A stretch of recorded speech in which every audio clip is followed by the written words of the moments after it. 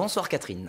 Bonsoir Frédéric, bonsoir à tous. Ce soir, on prend le large. Et oui, direction la mer, avec la cité Océane pour le canton du Havre 1. Il regroupe en fait les ex-cantons 7 et 8 de Seine-Maritime. Il compte 37 000 habitants, dont 25 932 électeurs précisément. C'est un peu le fief historique du Parti communiste. Et d'ailleurs, Nathalie Ney y est candidate à sa succession, mais pour une fois, et c'est nouveau, eh bien, elle s'est alliée avec les Verts et Nouvelle Donne, alors que le PS part seul de son côté. Une gauche divisée, donc, qui pourrait servir les intérêts de la droite et du FN. On voit tout cela avec Isabelle Gann et Karima Saïdi. Mobiliser les électeurs, c'est le principal défi sur la ville haute du Havre qui détient le record d'abstention. Aux européennes, à peine 3 votants sur 10 s'étaient déplacés. Ce canton, fortement touché par le chômage, est traditionnellement un terreau communiste, mais il aiguise les appétits. Alors, pour conforter son implantation et renouveler son mandat, Nathalie Ney a décidé de faire équipe avec Nouvelle Donne et les Verts. Nathalie et moi, on est candidats pour une vraie gauche. C'est un rassemblement inédit, mais qui porte des valeurs d'une gauche vraiment à gauche, où on se bat contre l'austérité pour des politiques novatrices et qui améliorent le quotidien des gens. Alors effectivement, par exemple, sur la question du nucléaire, oui, il y a des désaccords. Mais en même temps, le nucléaire n'est pas une compétence du Conseil général. Nous avons comme objectif davantage de services publics, de proximité. Le PS, lui, fait cavalier seul. Il est emmené par le conseiller régional Laurent Logiou et Aurore Zerouki. L'ancien chef de file du Parti socialiste havrais avait dû céder sa place lors des dernières élections municipales. Là, il signe son retour. J'ai trouvé qu'il fallait mettre tout son poids dans la bataille parce que le département, 70% de ses compétences, c'est l'action sociale. Nous sommes ou des travailleurs sociaux ou des gens qui connaissons ce métier, ces métiers, la difficulté des gens. Et voilà, il fallait peser pour éviter que le Front National puisse faire un bon score ici. Front National qui effectivement monte en puissance dans ce canton. Il était en tête aux européennes avec 28% des suffrages. Frédéric Groussard fait équipe avec Christine Dubois, conseillère municipale au Havre.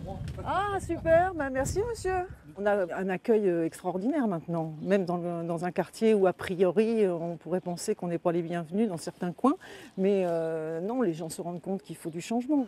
Les gens ont bien compris que nous sommes des gens patriotes avant tout et que nous voulons défendre, en particulier dans les élections départementales, la proximité des concitoyens avec leurs élus. La proximité, c'est aussi le credo du duo de droite, Christian Duval et Florence Thibaudot-Reynaud. Tous les deux sont adjoints au maire du Havre et s'occupent de ces quartiers. Ça sent toujours aussi bon, ça. On a vraiment envie de mettre le Havre au cœur du département. Le Havre et son agglomération, bien sûr, mais aussi les quartiers qui sont ici. On a réussi depuis bon nombre d'années avec la ville aujourd'hui à modifier tous ces quartiers. Aujourd'hui, c'est une réussite un peu exemplaire quand même, je pense. Mais pour continuer à développer donc, avec des services du département et qu'on ne soit pas les oubliés. Les candidats espèrent bien profiter de la division de la gauche pour tirer leur épingle du jeu. Mais pour l'heure, chacun mène campagne et espère convaincre les abstentionnistes de rejoindre les urnes. Et on reste au Havre où cette alliance inédite à gauche a bénéficié aujourd'hui d'un soutien remarqué. Cécile Duflot s'est rendue en fin de matinée sur le marché en centre-ville à la rencontre des électeurs. Elle était accompagnée du secrétaire national adjoint des Verts, David Cormand. Elle a ensuite pris la direction de la capitale haut-normande où elle a retrouvé les 2 candidats verts qui se présentent dans 2 des 3 cantons rouennais sur des listes communes avec l'EPC. Des communistes représentés cette fois par Céline Brulin, que l'on voit ici à côté, c'est le responsable départemental. Et on peut dire, Catherine, que l'ex-patronne des Verts a ouvert le bal des ténors parisiens qui vont se succéder tout ce week-end dans nos cantons. Et oui, un des plus attendus est le premier secrétaire national du Parti socialiste, Jean-Christophe Cambadélis, sera lui aussi au Havre demain matin avant de se rendre en agglomération rouennaise, notamment sur Maromme, où il participera le soir à un banquet républicain.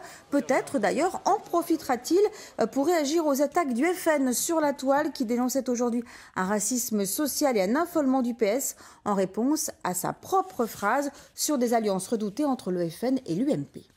Et le FN qui invite lui aussi ses ténors en Seine-Maritime. Oui, Nicolas Bay, député européen et aussi conseiller régional de Haute-Normandie, sera un peu sur ses terres demain sur le marché d'Elbeuf pour y soutenir les binômes locaux de son parti. Et ce n'est bien sûr qu'un galop d'essai. D'autres pointures nationales sont déjà annoncées pour la semaine prochaine. Nous y reviendrons bien sûr. En attendant, un week-end chargé aussi sur notre antenne. Oui, Frédéric, puisque dès demain matin, dès 11h, émission spéciale de La Voix est libre avec Philippe Goudet et Laurent Philippot de France Bleu Évreux. Ils animeront un débat consacré au département de l'Eure avec 6 invités autour de Jean-Louis Destan, président socialiste sortant du Conseil général. Eh bien, vous retrouverez Gaëtan Levitre pour le PC, Laetitia Sanchez pour Europe Écologie Les Verts, Sébastien Lecornu pour l'UMP, Jean-Hugues Bonamy pour l'UDI et enfin Timothée Houssin pour le Front National. Et vous le verrez, les échanges y sont assez animés. Effectivement, on a vu l'enregistrement ces derniers jours. Et puis le samedi d'après, un autre débat consacré cette fois à la Seine-Maritime. Et puis vous, Catherine, on vous retrouve lundi, c'est bien ça? Oui, tout à fait. Et puis lundi, on s'intéressera entre autres au canton de Rouen 2. Merci Catherine, à lundi. Bon week-end. Vous aussi.